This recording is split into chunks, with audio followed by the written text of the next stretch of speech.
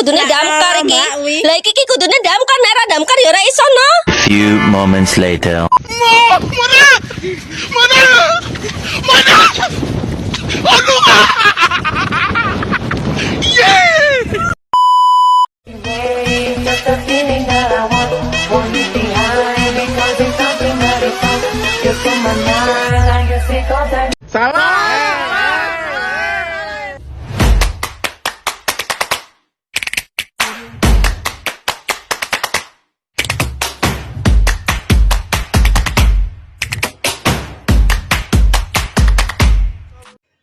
Assalamualaikum warahmatullahi wabarakatuh. Salam, halo semuanya.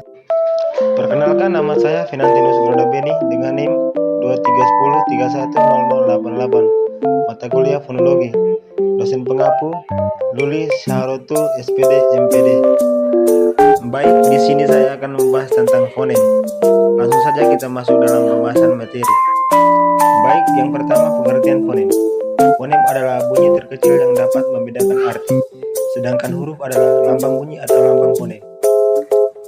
Selanjutnya, menurut Syair Abdul pada tahun 2014, fonem adalah bunyi bahasa yang dapat atau berfungsi membedakan makna kata. Kalau dalam fonetik misalnya, kita meneliti bunyi A yang berbeda pada kata-kata panca, laba, kaki, atau meneliti perbedaan bunyi I yang terdapat pada kata itu, ikan, pensil. Maka dalam fonetik kita meneliti apakah perbedaan bunyi itu mempunyai fungsi sebagai pembeda makna atau tidak. Jika bunyi itu membedakan makna, maka bunyi tersebut kita sebut sebagai fonem. Selanjutnya, fonem terbagi menjadi 4 jenis, yaitu vokal, diftong, konsonan, kluster. Yang pertama, fonem vokal. Fonem vokal merupakan jenis bunyi ujar di mana arus udara setelah keluar dari glotis tidak mendapat hambatan dari alat ucap. Fonem vokal adalah bunyi bahasa yang arus udaranya tidak mengalami rintangan dan kualitasnya ditentukan oleh 3 faktor, yaitu tinggi rendahnya posisi lidah, bagian lidah yang dinaikkan, dan bentuk bibir pada pembentukan vokal itu. Menurut Muslik Mansur pada tahun 2013, dalam ilmu fonologi, fonem vokal disebut sebagai bunyi vokoid. Vokoid yaitu bunyi yang dihasilkan tanpa melibatkan penyempitan atau penutupan pada daerah artikulasi. Fonem vokal merupakan bunyi vokal yang dapat membedakan makna sebuah bahasa.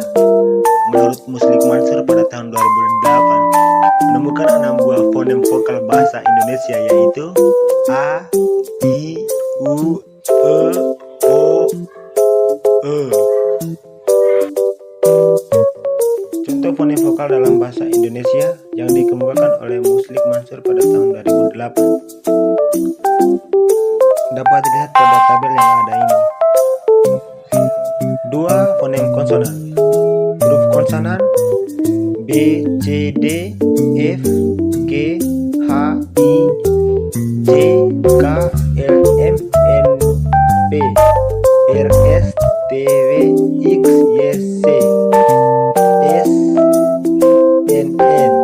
Menurut Muslik Mansur pada tahun 2008, fonem konsonan adalah bunyi bahasa yang pada pengucapannya mengalami suatu hambatan pada sebagian alat bicara.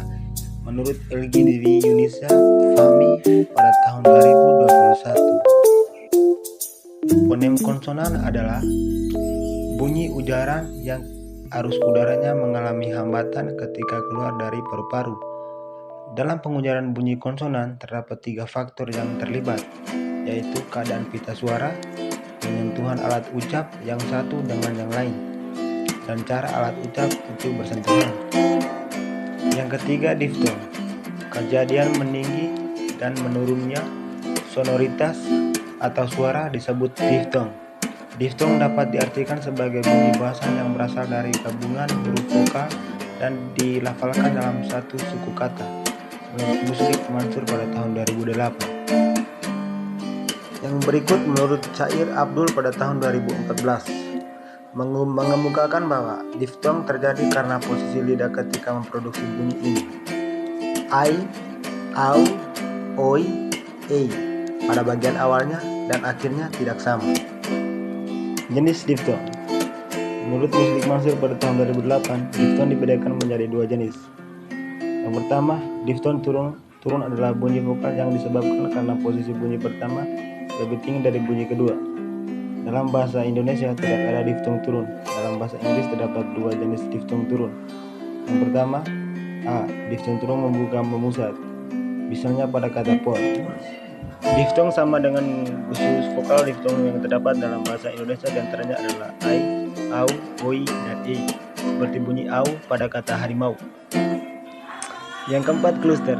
Kluster merupakan dua konsonan atau lebih hadir dalam satu silabel yang beruntun, menurut Charles Abdul 2009. Kluster adalah bunyi bahasa apabila dua huruf konsonan berada dalam dua silabel yang berbeda, menurut Charles Abdul 2009. Jenis kluster dan contohnya. Terdapat dua jenis kluster. Yang pertama, kluster terdiri atas dua kontoid yang berlaku antara kontoid pertama hanyalah sekitar P, B, K, dan kontoid kedua hanyalah sekitar I, R, W.